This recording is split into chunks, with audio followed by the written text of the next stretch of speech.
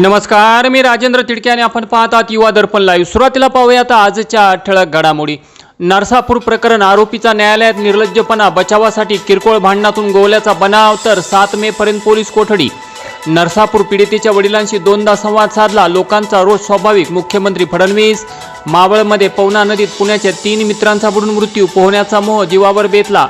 आणि नाशिक TCS धर्मांतर प्रकरण, शिरखुर्म्यातून गुंगीचे औषध देऊन पीडितांचे लैंगिक शोषण केल्याचा तपास यंत्रणांना संशय।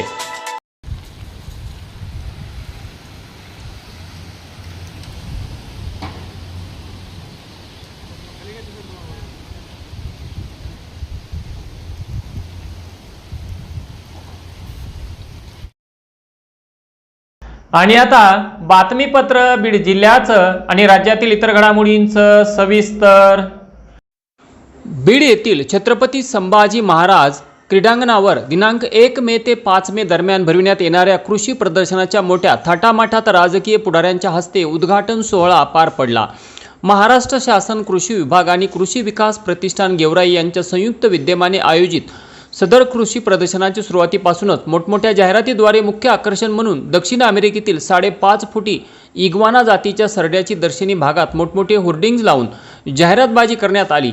सततच्या अवकाळी पाऊस आणि दुष्काळी नैसर्गिक संकटामुळे मराठवाड्यातील सगळ्यात जास्त शेतकरी आत्महत्याग्रस्त जिल्हा म्हणून बीड जिल्हा ओळखला जातो। तर कृषी प्रदर्शनातून शेती आणि मातीशी नाळ जुळलेल्या शेतकऱ्यांना संकटातून उभारी यावी यासाठी आधुनिक तंत्रज्ञानाविषयी माहिती, प्रगतिशील शेतकऱ्याचे विकसनशील प्रयोग आदींची आवश्यकता असताना या प्रदर्शनात मुख्य आकर्षण म्हणून 5.5 फुटी सरड्याचा तमाशा नेमका कशामुळे?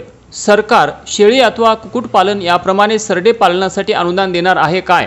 आणि शेतकऱ्यांचा कळवळा म्हणून कृषी प्रदर्शन भरवणाऱ्या आयोजकांनी 50 रुपये प्रवेश शुल्क ठेवून याला व्यावसायिक रूप देऊन शेतकऱ्यांची क्रूर थट्टा केल्याची तीव्र प्रतिक्रिया सामाजिक कार्यकर्ते डॉक्टर गणेश ढवळे लिंबा गणेशकर यांनी दिली असून कृषी विभाग याकडे डोळेझाक करत असल्याने शेतकऱ्यांनी याबद्दल तीव्र नापसंती व्यक्त केली आहे। शेती आणि मातीला आधुनिकतेची जोड देण्यासाठी कृषी प्रदर्शन भरवलं जातं। बीड जिल्ह्यामध्ये 1 मे ते 5 मे दरम्यान जे कृषी प्रदर्शन भरवण्यात आलं आहे त्या ठिकाणी जे आयोजक आहेत त्यांनी प्रामुख्यानं 5.5 फुटे उंचीचा सरडा म्हणून याची जाहिरात केलेली आहे। या ठिकाणी 50 रुपये शुल्क आहे कृषी प्रदर्शनाला। माझा प्रश्न असा आहे की ज्या बीड जिल्ह्यामध्ये महाराष्ट्र राज्यामध्ये मराठवाड्यामध्ये सगळ्यात जास्त शेतकरी आत्महत्या, त्या कृषी प्रदर्शनामध्ये नेमकं 5.5 फुटी शेतकऱ्यांना सरडा ठेवून शेतकऱ्यांना नेमका त्याचा लाभ काय?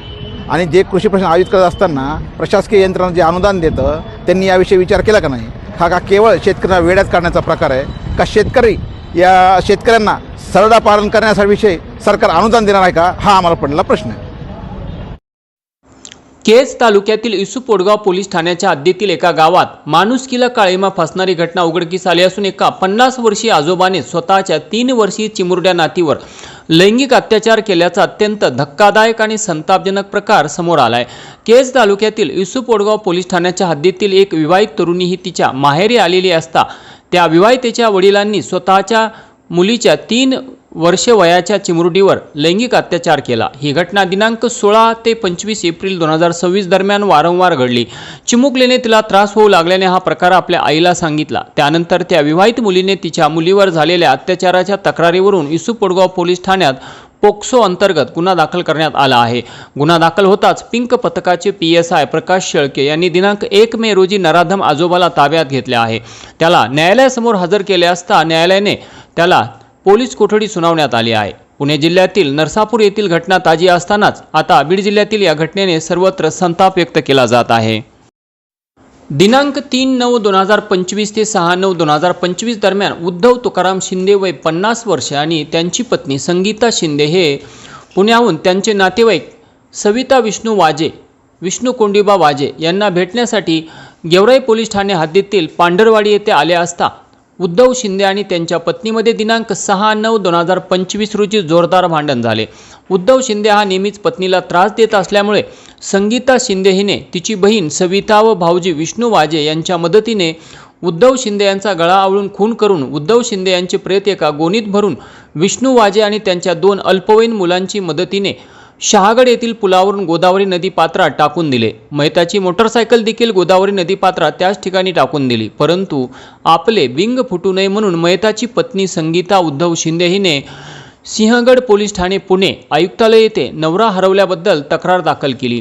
सदर तपास कामी काल दिनांक 2/5/2026 रोजी पुणे आयुक्तालयातील एक अंमलदार व मयताचा मुलगा शुभम शिंदे हे गेवराई पोलीस ठाणे येथे आले होते। यावेळी मयताचा मुलगा शुभम याने त्याच्या वडिलाची बरेवाईट झाल्याची शंका गेवराई पोलिसांपुढे उपस्थित केल्याने पीआय किशोर पवार यांनी पोलीस अधीक्षक, अप्पर पोलीस अधीक्षक आणि गेवराईचे एसडीपीओ यांना या घटनेबाबत माहिती देऊन त्यांनी दिलेल्या सूचनेप्रमाणे तपासाची चक्रे वेगाने फिरवत तात्काळ पांढरवाडी गेवराई येथे जाऊन विष्णू वाजे व सविता वाजे यांना ताब्यात घेऊन त्यांना पोलिसी खाक्या दाखवताच आरोपींनी गुन्ह्याची कबुली दिली।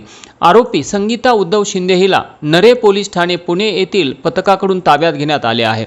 या प्रकरणात मयताचा मुलगा शुभम उद्धव शिंदे यांच्या तक्रारीवरून पोलीस ठाणे गेवराई येथे खुनाचा गुन्हा दाखल झाला असून सदर गुन्ह्याचा तपास एपीआय दीपक लंके हे करत आहेत। या गुन्ह्यातील एकूण 3 आरोपींना अटक करण्यात आली असून गोदावरी नदीतून मयताच्या दुचाकीचा सांगाडा मिळून आला आहे। अशा प्रकारे पत्नी मेहुनी व साडू यांनी मिळून अत्यंत थंड डोक्याने 8 महिन्यांपूर्वी केलेला खून गेवराई पोलिसांनी अत्यंत कौशल्यपूर्ण तपास करून उघडकीस आणला आहे। सदरची कारवाई पोलीस अधीक्षक श्री नवनीत कामत, अप्पर पोलीस अधीक्षक श्री सचिन पांडकर, गेवराईचे एसडीपीओ अनिल कटके यांच्या मार्गदर्शनाखाली PI Kishor Pawar, API Deepak Lanke, API Santosh Janjal, API Annasaheb Pawar, PSI Pradeep Adhav, PSI Udgirkar, PSI Suresh Pardi यांच्या पथकाने मिळून केली। बीड तालुक्यातील आहेर चिंचोली येथील श्री नारायण माध्यमिक व उच्च माध्यमिक विद्यालयाने दरवर्षीप्रमाणे याही वर्षी आपल्या यशाची परंपरा कायम ठेवली आहे।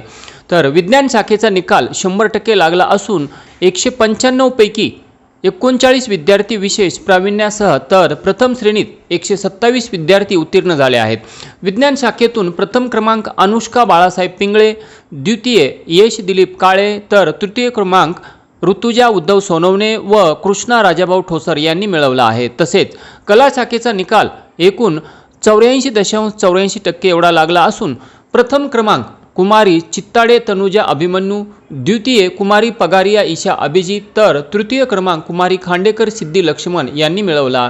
सर्व यशस्वी विद्यार्थ्यांचे संस्था अध्यक्ष महादेवराव काळे यांना तसेच सचिव तथा प्राचार्य अमोल काळे सर आणि प्राध्यापक अशोक घरत सर, प्राध्यापक मस्के जीबी, प्राध्यापक Paul DB, Shrimati Kale madam, Shrimati Bhutawale madam, Shrimati Maske madam, Jagtap madam, प्राध्यापक रक्टे पीआर, प्राध्यापक मुरमुडे एएन यांच्यासह ग्रामस्थ, शिक्षक, शिक्षकेतर कर्मचारी यांनी अभिनंदन केले व त्यांना पुढील शिक्षणासाठी शुभेच्छा दिल्या।